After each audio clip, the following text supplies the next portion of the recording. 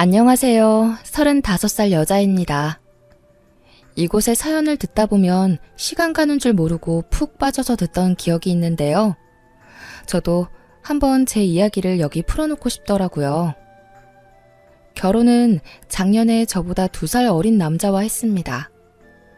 사실 30 넘도록 악착같이 돈만 벌면서 살았기 때문에 결혼이란 거 할 줄 몰랐는데 집신도 제 짝이 있었다고 지금은 제 남편을 만나서 너무 다행이란 생각이 드네요.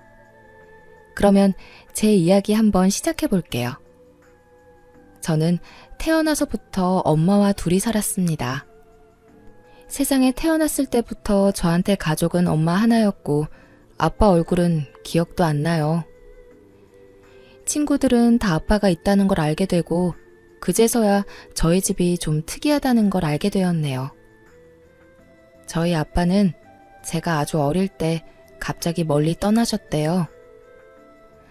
지금 생각하면 엄마도 엄청 젊은 나이셨는데 요즘 나이 10대 중반이면 아직 어린 티가 많이 나잖아요. 엄마도 많이 힘들었을 텐데도 저를 포기하지 않으셨습니다. 다른 어머님들도 그렇겠지만 저희 엄마는 저를 위해 모든 걸 헌신하셨어요. 친가 쪽은 교류하는 사람이 아예 없었고요. 외가 쪽은 외삼촌들이 있었습니다. 어릴 적 기억에도 언제나 엄마한테 돈 얘기만 하던 사람들이었어요. 그래서 삼촌들이 집을 다녀가면 엄마는 항상 울었습니다. 어린 기억 속에 삼촌들은 참 나쁜 사람들이었어요. 저는 원래 남해 쪽에서 살았어요. 엄마는 음식점에서 일하며 그 근처 작은 방에서 저를 키우셨죠. 그러다 엄마가 친한 아주머님의 소개로 서울에 있는 음식점을 소개받았어요. 서울이 돈을 많이 준다고 해서 올라왔는데 생활은 더 힘들었습니다. 방 크기도 더 줄었고요. 게다가 어떻게 알았는지 나중에 삼촌들까지 서울로 찾아와서 엄마에게 돈 내놓으라며 화를 내고 갔습니다. 그런 외삼촌들을 보면서 하루빨리 성공해서 엄마 호강시켜주고 싶었어요. 아빠도 없이 가난하게 컸지만 그게 제 인생에 있어서 가장 큰 동기부여가 되었어요. 나름 저만의 장점이었던 셈이죠. 남들보다 더 열심히 살아야 된다는 명확한 이유가 있었기에 이악 물고 공부만 했습니다. 그 결과 좋은 대학을 졸업해 대기업에도 단번에 취직됐어요. 돈을 많이 주는 곳이라 이직 한번 하지 않고 미친 듯이 일만 했어요. 그리고 33살에 과장으로 승진했습니다. 8년 동안 회사에서 살다시피 야근하는 바람에 돈도 제법 모아뒀고 남들이 부러워하는 과장이란 직급도 달게 되었네요. 하지만 서울의 집값이 워낙 비싸서 엄마와 그동안 좁은 원룸에 살았는데요. 돈이 제법 모이자 당장 좋은 집부터 알아보기 시작했고 엄마한테 이제 음식점에서 힘들게 일하지 말라고 말했어요. 이제라도 딸 덕 좀 보고 살라고요. 집은 대출 조금 껴서 넓은 집에 이사 가는 데 성공했습니다. 앞으로 아무 걱정 없이 엄마랑 행복하게 지내면 될 줄 알았는데 어느 날 예상치 못한 불청객이 찾아왔습니다. 바로 작은 삼촌이었죠. 오랜만에 작은 삼촌 얼굴을 보자마자 돈 내놓으라며 호통치던 옛날 기억이 나서 소스라치게 놀라고 말았습니다. 거의 5년 만에 본 것 같은데 왜 찾아왔냐고 이유를 물어보니 이혼하고 살 곳이 없어서 저희 집에 같이 지내면 안 되겠냐고 대뜸 부탁하러 온 거였죠. 너무 소름 끼쳤습니다. 저는 끝까지 듣지도 않고 바로 부탁을 거절했어요. 그리고 저는 엄마에게 화내고 말았어요. 뭐하러 외삼촌한테 집 주소를 알려줬냐고 말이에요. 그동안 당했던 일들은 감쪽같이 다 잊었냐며 눈물까지 흘리면서 따졌습니다. 엄마는 그저 자랑하고 싶었대요. 내 딸이 이렇게 좋은 집까지 구해줘서 기분이 좋아서 말해줬대요. 근데 5년 동안 하나도 변하지 않는 작은 삼촌을 보니 생각이 짧았다며 후회하셨습니다. 그런데 며칠 뒤 이제 큰 삼촌까지 찾아왔어요. 주말에 TV를 보며 쉬고 있는데 누가 벨을 눌러서 가보니 큰 외삼촌이었습니다. 정말 기겁하는 줄 알았네요. 자세히 보니 옆에 작은 삼촌도 같이 온 것 같더라고요. 그 깡패 같은 성격 어디 안 갔는지 무례하게 복도에서 빨리 문 열라며 시끄럽게 하는 바람에 결국 열어주고 말았습니다. 큰 외삼촌은 아주 제 집처럼 거실에 들어오더니 이곳저곳을 못질하는 사람처럼 살펴보기 시작했어요. 가구는 어떻고 벽지 상태까지 일일이 다 살펴보더군요. 그러더니 자기 혼자 거실 바닥에 앉아서 저와 엄마를 불렀습니다. 그리고는 정말 충격적인 말을 내뱉더군요. 지민이 이제 성공했나 보네? 과장도 달았다며? 이 넓은 아파트에서 사는 거 보니 그 말이 진짜인가 보네. 외삼촌이 여길 왜 왔냐면 말이야. 지민이 너도 머리가 컸으니 알 거 아니야. 원래 가족끼리는 여유 있는 사람이 돈도 주고 그래야 해. 삼촌이 너 키워준 값 받으려고 이런 말 하는 거 아니다. 그런데 사람이 염치가 있으려면 받은 만큼 돌려줄 줄도 알아야 하는 거야. 이야기를 들어보니 제가 갓난아기 때 엄마가 저를 안고 친정집으로 갔다고 해요. 그때 큰 외삼촌이 받아줬고 초반에 분유값이랑 기저귀값 이외에 필요한 돈을 지원해줬다며 엄청 강조하더라고요. 근데 그 돈을 이제 와서 달라고 찾아온 겁니다. 어이가 없었죠. 제가 그 돈 주기 싫다고 말하니 그러면 갈 곳 없는 작은 외삼촌과 당분간 같이 지내라면서 가족끼리는 서로 도와야 된다며 훈계를 하더군요. 얼마나 뻔뻔하면 저런 말을 표정 하나 안 바뀌고 내뱉을 수 있을까요? 크면서 외삼촌들이 엄마한테 돈 달라고 해서 100만 원씩 받아간 걸 수없이 봤거든요. 옆에 서 있던 엄마는 외삼촌들에게 큰 소리로 따졌습니다. 이 못된 놈들아, 그동안 너희가 나한테 뜯어간 돈이 얼만데 이제 와서 우리 딸한테 그 돈을 내놓으라고 해. 너네 진짜 천벌 받을 거야. 우리가 힘들 때 한 번 도와주지 않던 것들이 이제 와서 가족끼리 도우라고? 나로는 부족해. 왜 우리 딸한테까지 돈 달라고 명령질이야? 저희 엄마는 화에 못 이겨 눈물을 흘리고 말았습니다. 다시는 떠오르기 싫던 옛날 기억이 떠올랐습니다. 매번 엄마에게 와서 돈 이야기하고 엄마는 바보처럼 달라는 대로 다 주던 모습들 말이에요. 저도 이제 나이 30살 먹고 가만히 듣고만 있을 수는 없었습니다. 소리를 미친 듯이 지르기 시작했어요. 당장 나가라고, 안 나가면 경찰 부르겠다고 말했습니다.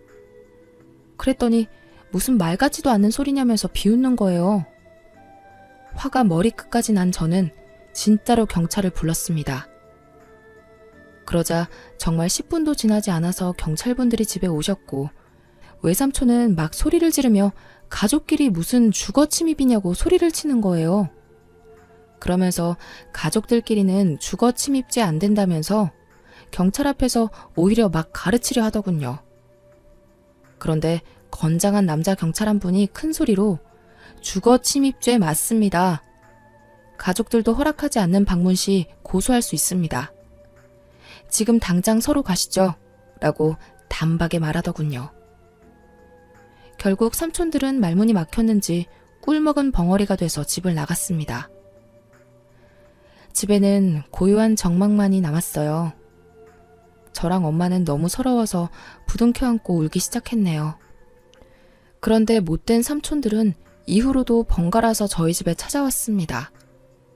이젠 막내 외삼촌까지 데리고 와서는 제가 회사에 있을 시간만 골라서 엄마한테 또 돈 내놓으라고 찾아오더라고요. 그럴 때마다 엄마한테 그냥 경찰에 신고하자고, 안 되면 고소하자고 했습니다. 어쩔 수 없이 진짜 경찰서에 가서 진술서를 썼고 엄마 혼자서 경찰서를 왔다 갔다 하는 일이 잦아졌어요. 그런데 하루는 제가 휴가날이라 집에서 쉬고 있었는데요. 엄마가 아침부터 부지런히 음식을 하고 있는 거예요. 그래서 물어보니 경찰분들 힘들 텐데 우릴 위해서 고생하니까 반찬 몇 가지 만들어서 주러 가는 거라고 하더라고요. 처음엔 그런가 보다 하고 신경 안 쓰고 있었습니다. 그런데 나중에 알고 보니 엄마는 그때부터 열심히 사윗감을 찾고 계신 거였죠. 엄마는 전부 계획이 있었나 봐요. 아무튼 한 달 동안 잠잠하다가 어느 주말에 또 벨이 울리길래 설마 하고 밖을 봤는데 큰 외숙모가 서 있었습니다. 너무 어이가 없어서 문을 열지도 않고 인터폰으로 왜 왔냐고 물어봤어요. 그랬더니 저한테 엄청 반가운 척하면서 얼굴 보러 왔다면서 웃는 거예요. 외숙모 한 분만 있는 줄 알고 문을 열었더니 그제서야 뒤에 숨어있던 삼촌들 3명이 나란히 등장하더라고요. 이번에 아예 짐까지 싸서 눌러앉을 작정으로 온 것 같았습니다. 이혼당한 작은 외삼촌은 갈 곳이 없어서 그동안 큰 외삼촌 집에서 함께 살았나 봐요. 그것 때문에 외숙모가 폭발해서 짐까지 다 싸게 해서는 저희 집으로 왔더라고요. 그러면서 그 커다란 짐을 들이밀고는 작은 외삼촌 좀 잠시만 지내게 하자고 하는데 너무 어이가 없어서 절대 안 된다고 현관을 못 넘어오게 막았습니다. 나중에는 저를 밀치면서 들어오려고 하더라고요.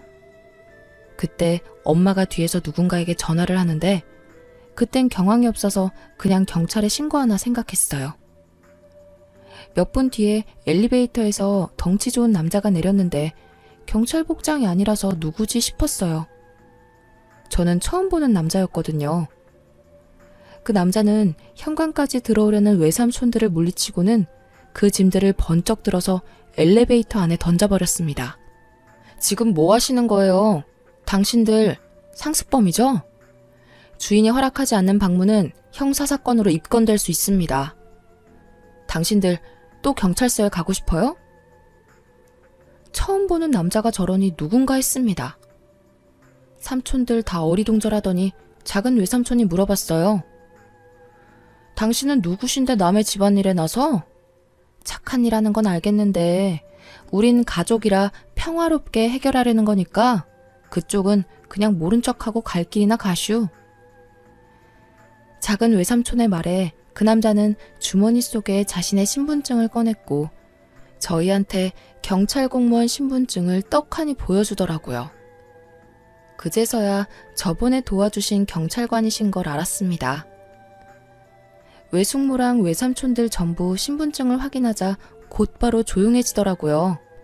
결국 한마디도 못하고 전부 나갔습니다. 그들이 엘리베이터 타는 것까지 확인하자 저는 그대로 현관에 주저앉았어요. 집에 못 들어오게 막느라 정말 온 힘을 다 썼거든요. 근데 엄마는 뒤에서 웃고 계셨어요. 엄마가 찬물을 한 잔 가져왔는데 저에게 주는 건 줄 알았거든요. 근데 저는 쳐다도 안 보고 저를 지나치더니 그 경찰관 아저씨에게 주더라고요. 너무 고맙다고 하면서 엄마가 그 남자한테 계속 칭찬을 하는데 누가 누구 자식인지 모르겠더라고요. 그날 저녁부터 엄마는 그 경찰관 칭찬을 끊임없이 했습니다. 지민아, 요즘 사람답지 않게 참 바르고 착하지 않더니? 어쩜 사람이 저렇게 말끔하게 잘생겼는지. 엄마는 저렇게 잘생기고 어깨 떡 벌어진 남자가 우리 사이였으면 좋겠어. 그런데 뭐 제가 봤을 땐 키도 작고 떡두꺼비 같이 생겨서 사복 입고 들어오니 경찰관인 줄 전혀 모르겠더라고요. 처음엔 엄마 말을 듣고도 별 생각이 없었습니다. 그러던 어느 날 회사에서 일하고 있는데 뜬금없이 엄마 번호로 전화가 왔어요. 그래서 받았는데 웬 남자 목소리가 들리더군요. 그러더니 이현숙 보호자분 맞냐고 하길래 정말 너무 놀랬습니다. 원래 그런 말은 엄청 위급한 상황에 하잖아요. 그래서 그 소리를 듣자마자 자리에 벌떡 일어나서 무슨 일이냐고 큰 소리로 물었어요. 그런데 대뜸 저에게 언제 퇴근하냐고 물어보더군요. 알고 보니 엄마가 파출소를 찾아가서 그 경찰관에게 전화 좀 걸어달라고 부탁했다더군요. 귀가 잘 안 들려서 특히 요즘 더 심하다고 딸아이에게 할 말이 있다고 정말 되지도 않는 연기를 펼치며 일을 벌인 거예요. 그래서 엄마 대신 그 경찰관과 제가 통화를 하게 된 겁니다. 옆에서 엄마가 하는 말을 그대로 옮겨서 경찰관 이야기했고요.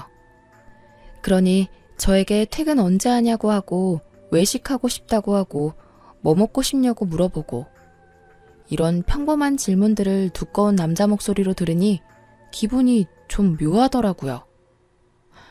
원래 그날도 야근해야 하는데 얼떨결에 일찍 퇴근한다고 했고요. 나중에 전화 끊을 때도 일찍 들어오라고 이야기를 전해주는데 기분이 참 이상했네요. 그 뒤로 몇 번 더 엄마 대신 그 경찰관과 통화를 했고 또 퇴근 시간을 묻더라고요. 그래서 모른 척하고 오늘 시간 괜찮으시면 함께 식사나 하자고 먼저 말했습니다. 그랬더니 옆에서 엄마가 손뼉 치는 소리가 크게 들리더라고요. 그렇게 식사를 같이 했고 그 뒤로도 몇 번 더 만나서 엄마랑 셋이서 외식을 했어요. 나중에는 자기가 대접하겠다고 저에게 먼저 연락하기도 했고요. 근데 언제부턴가 엄마가 입맛이 없다고 하시질 않나, 한 번은 무슨 점심을 오후 5시에 먹었다면서 배부르다고 하질 않나, 그냥 둘이서 식사하라고 약속 시간 5분 전에 갑자기 통보하시더라고요. 결국 둘이서 식사하게 되었습니다. 그렇게 자연스럽게 데이트를 하게 되었네요. 사실 그동안 연애 경험이 전혀 없었고 연애를 어떻게 하는 건지도 잘 몰라서 매번 밥만 먹고 들어왔거든요. 밥만 먹고 일찍 들어오면 엄마가 계속 저한테 화내면서 집에 꿀 발라놨냐고 속상해 하시는 거예요. 그러다 한 번은 엄마가 먼저 셋이서 밥 먹자고 저희 둘을 부르셨어요. 그때 그 경찰관 앞에서 정말 무안할 정도로 제 자랑을 심하게 하시더라고요. 식사를 마치고 돌아오는데 아파트 건물 앞에 외삼촌 둘이 기다리고 있더군요. 근데 확실히 덩치 있는 남자와 함께 걸어다니니 든든하긴 했습니다. 외삼촌들은 엄마를 보자마자 득달같이 달려왔고 대뜸 돈 이야기를 꺼내길래 제가 더 단호하게 싫다고 말했습니다. 그리고는 저도 모르게 슬쩍 경찰관 뒤로 숨었습니다. 보니까 엄마는 진작에 경찰관 뒤에 착 붙어 계시더라고요. 아니, 또 저 남자랑 있는 거야? 대체 그쪽은 누구길래 계속 붙어 있는 거야? 경찰관이면 경찰답게 국가를 위해서 일을 하라고. 그때 엄마가 본심을 드러내셨어요. 우리 사위 될 사람이다, 왜? 앞으로 모든 일은 우리 모녀한테 이야기하지 말고 여기 경찰관을 통해서 말해. 그쵸, 우리 경찰관님? 엄마는 삼촌들한테 파출소 위치까지 말해주고는 경찰관 뒤로 숨더군요. 근데 웃긴 건 떡두꺼비같이 생긴 경찰관은 대뜸 자기 지갑에서 명함을 2장 꺼내더니 외삼촌들에게 한 장씩 나눠주기 시작했어요. 다음엔 할 얘기 있으면 여기로 전화하라면서요. 그날 그 떡두꺼비 남자에게 홀딱 반해버렸습니다. 확실히 키는 좀 작지만 듬직하고 자꾸 보다 보니 성격도 좋고 사람이 서글서글한 게 참 괜찮더라고요. 나중에 알고 보니 저보다 나이가 2살이나 어렸고 정말 얼굴만 봐서는 저보다 한참 위라고 생각했는데 졸지에 연하 남자랑 결혼하게 되었습니다. 그렇게 한 달 뒤에 예비시댁에 가서 인사도 드렸어요. 다들 좋은 분이셨어요. 예비시댁은 아들만 넷이더라고요. 아버님의 유전자가 엄청 강한지 형제들 모습이 하나같이 정말 다 두꺼비같이 생겼습니다. 큰 두꺼비, 마른 두꺼비, 안경 쓴 두꺼비, 그리고 막내가 떡두꺼비였고요. 어깨가 제일 넓었어요. 저희 결혼 날짜가 잡히면서 엄마는 이제 고향으로 내려가 지내겠다고 둘이서 잘 살아라고 하시더라고요. 그때 갑자기 눈물이 났습니다. 솔직히 두꺼비 보고 그냥 결혼을 하지 말까 생각도 했어요. 근데 제 마음을 알고 있었는지 저에게 먼저 장모님과 함께 지내자고 말해주더군요. 그날 참 많이 울었습니다. 지금껏 살아오면서 제가 봐온 남자들은 외삼촌들 같이 이런 실망스러운 사람뿐이었는데 점점 잘생긴 두꺼비가 되어가는 것 같았네요. 시댁에서도 당연히 그렇게 하는 게 맞다고 지금까지 힘들게 키워주신 홀어머니를 어찌 고향에 가시게 두냐고 하시더군요. 그 이야기를 듣고 저랑 엄마가 얼싸안고 또 울었어요. 어찌 이런 훌륭한 분들을 사돈으로 만나게 되었냐고 좋아하시면서요. 그렇게 결혼식을 올렸습니다. 외삼촌들도 다 불렀어요. 저희 결혼식은 누가 봐도 신랑이 경찰관이라는 게 너무 티가 났거든요. 주례 선생님부터 사회자, 축가 모두가 경찰 간부들이 해주셨습니다. 외삼촌들도 다 봤고요. 그날 이후로 외삼촌들이 찾아오거나 연락하는 일은 단 한 번도 없었어요. 늘 저희 집엔 떡두꺼비가 있거든요. 오늘도 집에 들어오니 그 떡두꺼비가 청소를 하며 자기가 엄마 좀 챙기라고 또 잔소리를 하고 있습니다.